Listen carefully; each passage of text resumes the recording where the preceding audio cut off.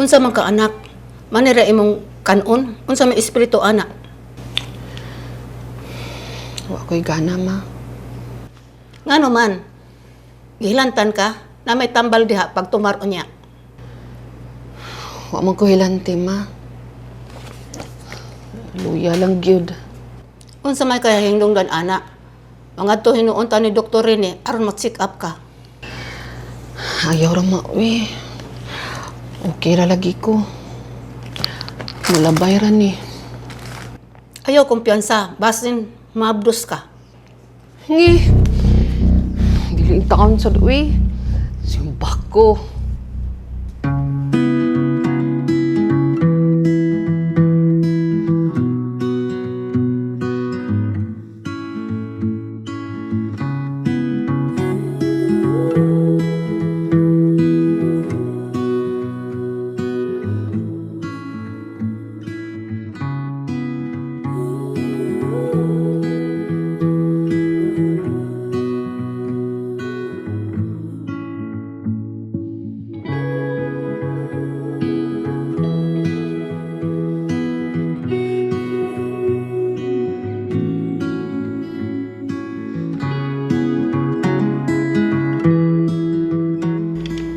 Babe, hain naman din si mama ni mo. Maupagi paglakaw, babe. At tumakon siya simbahan. Meeting nila sa Parish Pastoral Council. Di mo siya gisultian, mabdos ka. Wala pa, babe. Nangutahan na to siya kung nagsabakbak ko. Wala una kong tugan niya. Uy, kay pasin palayason ko niya, babe. Ang saan man na to? Babe, kay baw baya ka na di pa ko andam. Jobless ba ako? Wala ko trabaho. Pildi ba ang akong amo sa eleksyon? Ko terminos ra baya ko. Nga, ngayon na ka, anak, babe. Di ka mangitag katrabahoan? Isod kayo kung di ta makapadakuan yung bata, ah. Luoy, sadbaya siya. Babe, kung okay ni mo nga, Nga unsa? Nga unsa lagi? nga ato ipa-abort na lang. Unsa? Mauwi, babe? Ganahan ka nga inhuntang mga kriminal sa atong kaugalingong anak? Sus, babe. Let's be practical lang, good. Pagpili, ato siya pakatawhon na dili ta makapadako niya or ato siyang ipakuha aron wala na tay padakon. Babe, ayaw ko papili, ah. Atok maning pagbuot. Kay baw pa lang ko nga di ka mga mahanan ng bata, ah. May pawato na to buhata. Babe, sorry kayo. Apologizing is not enough. Ato ni tulubagon. Mahimong imo kong biyaan. Basta ako gyud ni ipakataw ni bataa. By hook or by crook.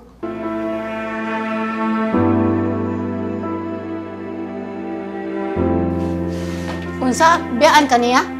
Tulubago na niya kay siya may amahan. Mao na akong gipasabot niya, ma. Jobless na lagi ko no siya mo nang maglisod siya padako sa mong anak. May pano, magpatambag ka ni Dr. Rene ugma. Ako lang siyang ingnon, ma. Pero, di kami mauwaw ni Dr. Rene.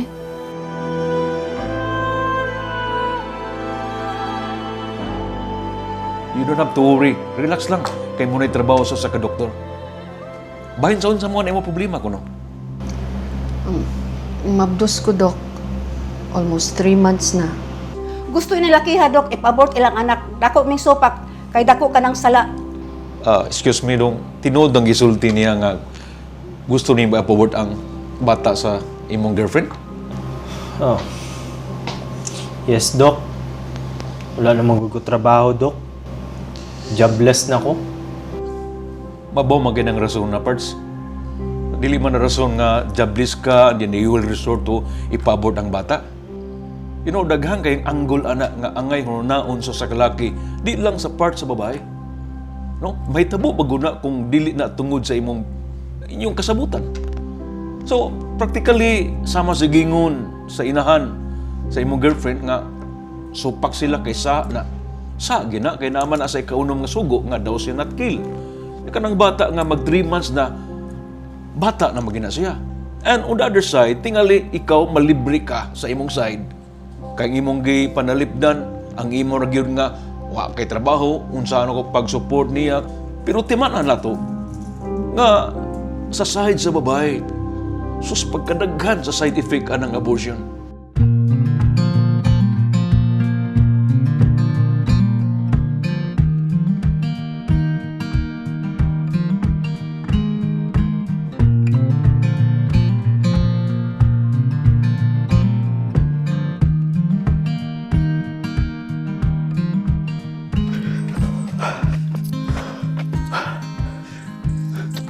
Ayo, Brad. Maulag yun ta, Brad. But, unsa man akong ikabuhi sa bata. May unta kong nakadaog ang akong amo sa eleksyon. Brad, naana mo yun ng bata, ah. Hinahanglan ngayon mo ng atubangon. Kaya ralagin na mo. By the way, asa day ang clinic to ni doktora ni Brad? Naunta ko i-konsulta niya. Ngano, Brad? Bahin sad sa imong girlfriend? Dili, oy. Lain. Kinumdum kang Scarlett. Katong transgender ba? Mabito. Namabdos ba de siya? Saan pagkabuntis sa to niya, Brad, nga laki, maghapon to. Honestly, Brad, magpatambag ko ni doktor ni. Bahin na mong Scarlett. Kaya gusto na kong magkibuwag niya. Pero, kihulga mo noon gusto to nga maghikog ko no siya. Uy, hala. Kung yan ang himuon, Brad, ikaw gid mapasanginlan. Nakaamgo man ko, Brad, nga dili maayo nga magpadayon ang among relasyon. Kung sa man nasun, okay ra ang same-sex relationship, pero diri sa ato, di na pwede. Dok, di lang yun ko maumusulti sa tanan, ha. Gusto na ko magigbuwag sa akong gikarelasyon nga usa ka transgender, pero mihulga ang good siya nga maghikog kung akong buwagan. Third, honestly, laki sa laki nga istorya. Pasabtong taga sa sitwasyon nimo nga you involved with relationships sa ka-transgender o siguro I cannot blame you what are the reasons why nga nung gusto na kamo split sa inyong relationship. O ang problema nimo as you said, gibaharan ka nga maghikog ang the other side. Well, I have not asked you unsay mga rason behind nga nung ni-come up ka with that decision, pero I salute you for that reason. Why? Number one, wa mo maglungtad, ana. For the very reason nga, puro good mo lalaki. Tingali ang kasing-kasing, una-una, lahi. Ang pagbati, lahi. Pero physically, wa gidiferensya ninyo. Ikaduha, ang purpose good nga magminyo ang laki o babae, tulo magud. Number one, kaning gitawag na tuog unitive, exclusive, o procreative. Unitive, magkaiusa na silang duha. Exclusive, sila na lang gina sila habang buhay mo na magsinaray nga they did those part. Uy, katulo nga, main purpose sa kabinyoon is procreation. But sa imong sitwasyon, wa mo gunay padulngan.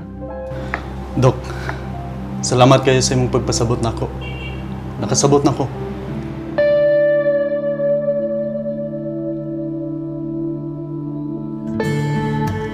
Tinood ka, babe, nga na nakay-trabaho. Kasing binuang ra ng imo, ha? Tinuod lagi, babe. Hani ha, pakitan-unti ka sa gichat sa akong amigo na general manager.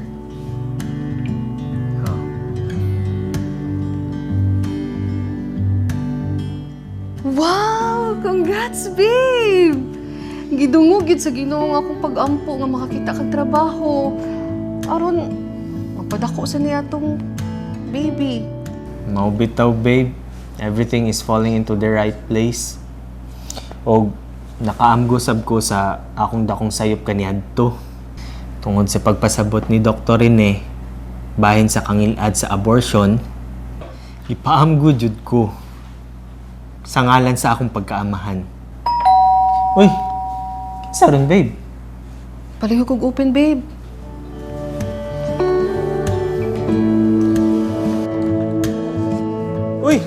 Mamigo!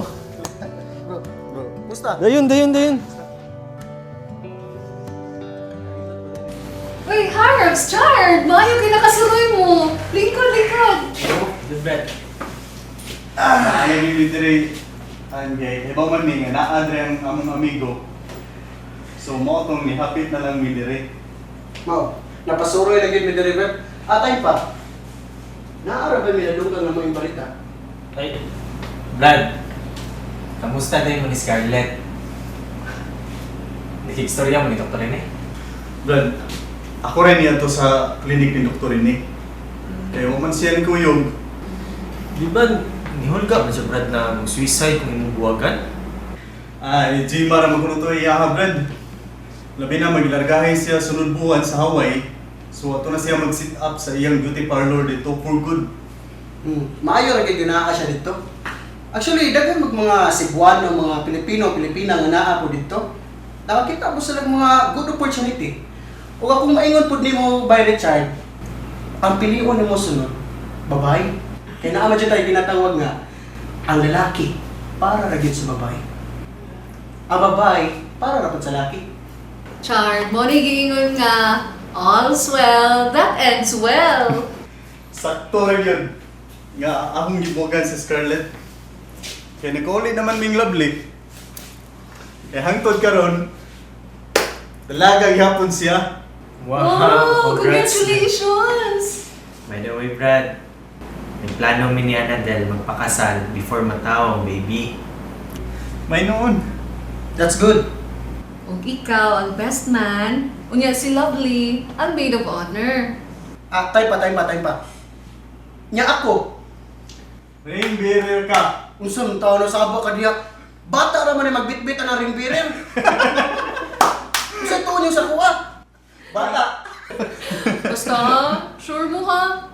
Sure, no problem. Pwede sad gani nga ni kahuman nimo panganak ining pabunyag ninyo. Kami sad ang mangugos. Aron kita upat kumpare na ta.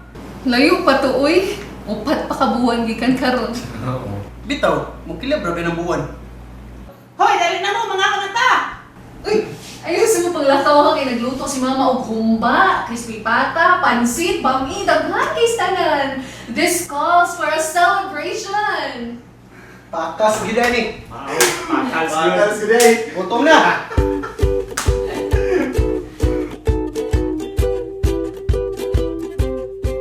3, 2, 1, action! Unsa man kay hinungdan ana? Cut, ayaw. 3, 2, 1, action! Unsa man kay hinungdan ana? Mga tunod noon ta ni Dr. Rene. Cut. wala. Sugot ka nga ilhon tang mga kriminal. Oh, antumoy lang. Ah, Ay, sus, babe. Dali. Unsa? Biyaan ka niya? Tulubago na niya kasi Cut! amahan. Tulubago. ako siyang ingnon ma. Pero di kami mauwaw ni Dr. Rene. Cut! Balik! Uy, sabak. Bahin sab sa imong girlfriend. Dili oy. Kinumdum kang ay. Cut! Okay ra, Sir Sam. Sige, sige. Balik! 3, 2, 1, action! Mau bitaw, babe. Everything is falling apart into the right place. Falling in. Ako rin yan to sa klinik ni Dr. Rene. Kaya man siya ni Kuyog. So, wait sa Cut!